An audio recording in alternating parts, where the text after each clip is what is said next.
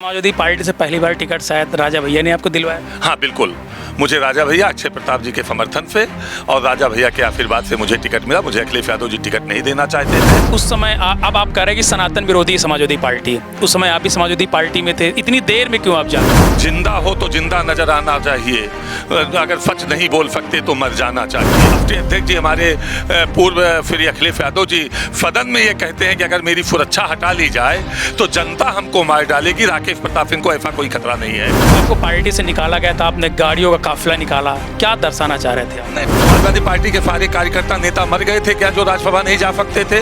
तो समाजवादी पार्टी के कार्यकर्ताओं को किसने पहले धोखा दिया? ये समाजवादी पार्टी पहले तय करे। समाजवादी पार्टी से आप विधायक बने, जब वोटिंग की बात आई तो आपने क्यों मुंह मोड़ लिया? यानी एक तरफ से कहें कि समाजवादी पार्टी के लोगों ने कहा कि आपने धोखा दिया पार्टी को।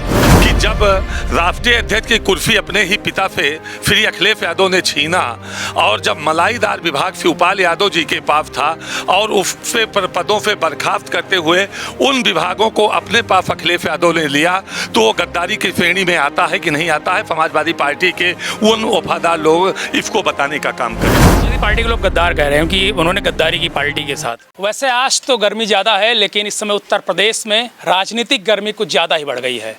आज मैं इसी मामले को लेकर बातचीत करने के लिए एक ऐसे शख्सियत के साथ बैठा हूं जिनका सपना था क्रिकेटर बनने का, लेकिन इन्होंने कुछ ऐसी कमियां थी, ओवरेज हो गए, जिसकी वजह से अब ये विधायक बन गए हैं। और हमारे साथ मौजूद हैं राकेश सिंह जी। सबसे पहले आपका स्वागत है। धन्यवाद। सवाल मेरा ये है, 4 लोगों को समाजवादी पार्टी ने निकाल दिया, पूंजा पाल जी को। पूंजा पाल जी रो भी रही थी, और जिस तरह से अखिलेश यादव जी का स्टेटमेंट आता है कि जैसी करनी वैसी भरनी। देखिए, मैं इतना ज़रूर कहूँगा कि पूजा पाल के साथ अन्याय हुआ, और पूजा पाल पीडीए की एक अंग हैं।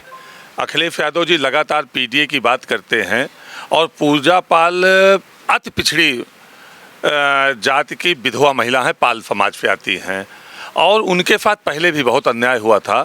शादी के 9वें दिन, विवाहिता होने के 9वें दिन उनके पति की नृशंस हत्या की गई थी, निर्मम हत्या, और उस हत्यारे को ही समाजवादी पार्टी ने कैंडिडेट बना के पहले तो विधायक बनाने का काम किया।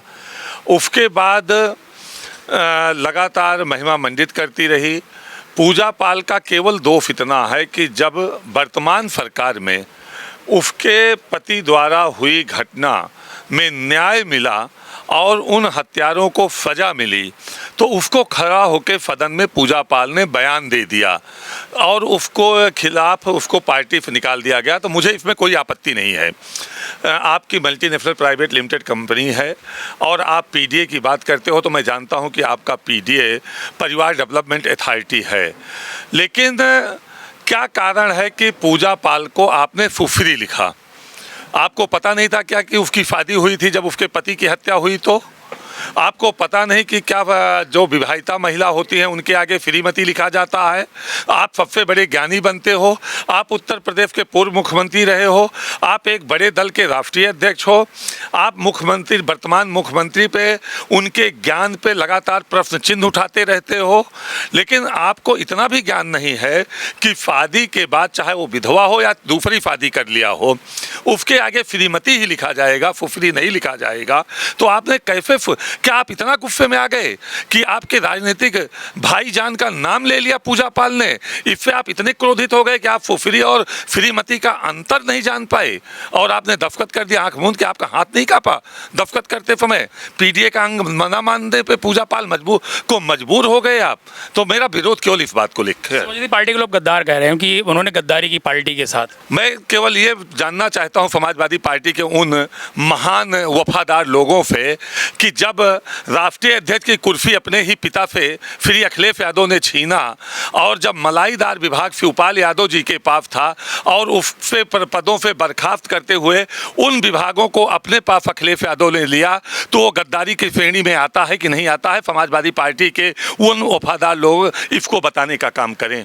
अखिलेश जी कल कह रहे थे कि भाजपाई जो है 15 अगस्त को झूठ न बोलें। मुझे नहीं पता है कि कौन सा झूठ बोले। उस झूठ का भी केवल ये कह देने फिर कौन झूठ बोल रहा है, उनका झूठ, उनका फरेब, उनकी बेईमानी, उनकी नासमझी तो प्रदर्शित हो रही है। जो मैंने कल बयान दिया, हम भाजपाई का झूठ बोल रहे हैं तो उसको या तो वो प्रदर्शित करें, उसको वो इंगित करते हुए बताएं, नहीं तो जनता को गुमराह ना करें अखिलेश यादव।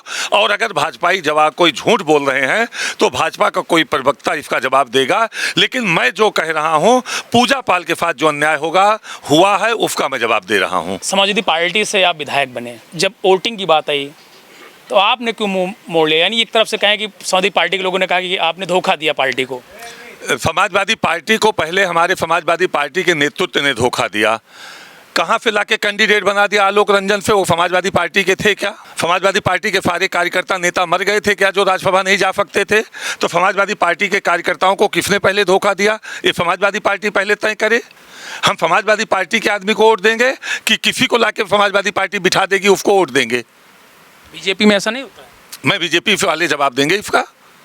नहीं, समर्थन तो आपने बीजेपी का ही किया था। नहीं, मैंने बीजेपी का नहीं, पूर्व कोफा अध्यक्ष, राष्ट्रीय कोफा अध्यक्ष, पूर्व राज्यसभा समाजवादी पार्टी को मैंने वोट दिया है। अखिलेश जी नाराज क्यों हो गए? फिर आपको निष्कासित क्यों कर दिया? ये अखिलेश जी को इसका जवाब दें। मैंने तो जिसको उन्होंने राज्यसभा भेजा था और राज्यसभा बना के रखा था, दो बार राज्यसभा उन्होंने भेजा और राष्ट्रीय अध्यक्ष कोफा अध्यक्ष समाजवादी पार्टी बना के रखा था, मैंने उसको वोट दिया। जब आपको पार्टी से निकाला गया था, आपने गाड़ियों का काफिला निकाला, क्या दर्शाना चाह रहे थे आप? नहीं, मैंने गाड़ियों का काफिला नहीं निकाला। मैं तो एक गाड़ी से, दो गाड़ी से चलता हूँ, तीन गाड़ी से चलता हूँ, उन्हीं गाड़ियों से निकला। मेरे क्षेत्र के लोग जो पारिवारिक सदस्य हैं मेरे, वो रास्ते में स्वागत कर रहे हैं तो उसको मैं मना तो नहीं कर सकता। मैं अपने पारिवारिक जनों की भावनाओं को ठेस तो नहीं पहुँचा सकता। ना मुझे कोई इतना बड़ा खतरा है, ना मैं राष्ट्रीय अध्यक्ष हूँ, ना पूर्व मुख्यमंत्री हूँ, ना मुख्यमंत्री हूँ कि मुझे कोई भीड़ से कोई खतरा है। राष्ट्रीय अध्यक्ष जी हमारे पूर्व श्री अखिलेश यादव जी सदन में ये कहते हैं कि अगर मेरी सुरक्षा हटा ली जाए तो जनता हमको मार डालेगी। राकेश प्रताप सिंह को ऐसा कोई खतरा नहीं है, उनको होगा जनता से ऐसा खतरा। मैं कहा इसको राष्ट्रीय अध्यक्ष अखिलेश यादव ने, अगर आपको याद हो तो। याद है, लेकिन खतरा किस लिए है? अब ये उनसे पूछिए, इसका जवाब तो वही देंगे। समय आप साथ में, खतरा नहीं है, मुझे कोई खतरा नहीं है। समय आप साथ में थे? मैं साथ में था। तो आपने पूछा नहीं था? मैं तो उनके साथ रहना चाहता था, लेकिन मैं अगर अन्याय करें और मैं चुप रहूं तो उनके साथ रह सकता हूं। मैं न्याय की बात करूं तो मैं उनके साथ नहीं रह सकता हूं। ये तो नहीं चलेगा। जिंदा हो तो जिंदा नजर आना चाहिए, अगर सच नहीं बोल सकते तो मर जाना चाहिए। उस समय अब आप कह रहे हैं कि सनातन विरोधी समाजवादी पार्टी, उस समय आप भी समाजवादी पार्टी में थे, इतनी देर में क्यों आप जागे? जब से सनातन विरोध उन्होंने शुरू किया, सनातन के पक्ष में डॉक्टर राम मनोहर लोहिया खड़े हुए, उन्होंने रामायण मेला लगवाने की बात किया।